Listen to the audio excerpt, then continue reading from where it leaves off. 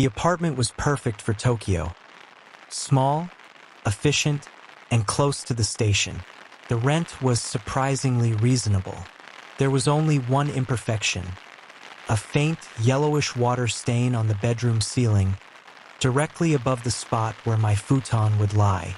The landlord assured me it was from an old, long-repaired leak. "It's just cosmetic," he'd said with a dismissive wave. "You won't even notice it." For the first week, he was right. I was busy with my new job, and when I came home, I fell asleep instantly. But in the second week, the city's relentless summer humidity settled in. The air in the apartment grew heavy and damp, and I started to notice the stain. It seemed to change. In the morning, I would wake and stare up at it. I'd have a distinct memory of its shape from the night before, a vague circle perhaps, but now it would look slightly different, more elongated. I took a photo with my phone to prove it, but the change was always too subtle to be certain.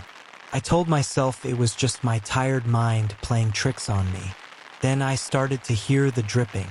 It was a soft, rhythmic plink, plink, plink, that seemed to come in the dead of night. I'd get up and check the kitchen sink, the bathroom faucet. Nothing. The sound was elusive.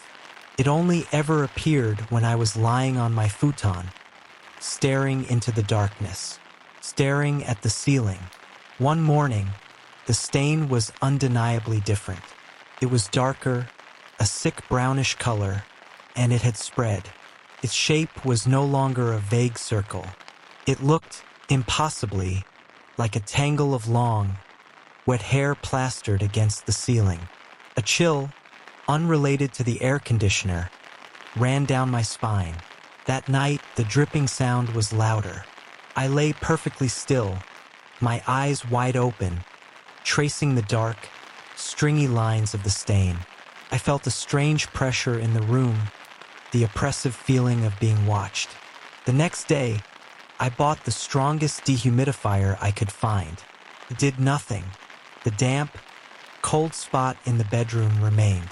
I spent hours online, searching the building's address for any mention of accidents or incidents. I found nothing. It was a clean, modern building with no history to speak of. I couldn't sleep in the bedroom anymore.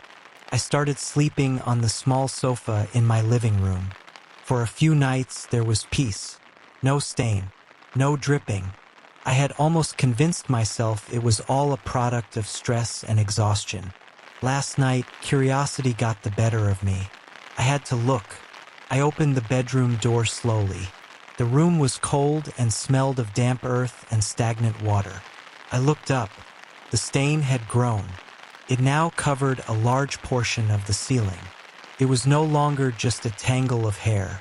It had a form, the unmistakable, emaciated silhouette of a woman, contorted as if she were pressed flat against the other side of the ceiling, her long hair hanging down in wet clumps. I stood there, frozen, unable to scream.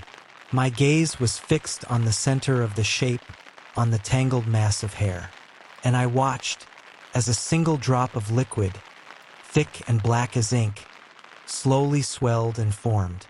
It hung there for a heartbeat, defying gravity, before detaching and falling in perfect silence. It landed on the center of my futon, creating a small, dark circle that immediately began to spread. Another drop began to form. I slammed the door shut and have not opened it since. I know I have to leave this place, but a terrifying thought keeps me here, staring at the closed bedroom door. The landlord said the leak was old and repaired. What if he was right? What if the water isn't leaking in? What if it's soaking out?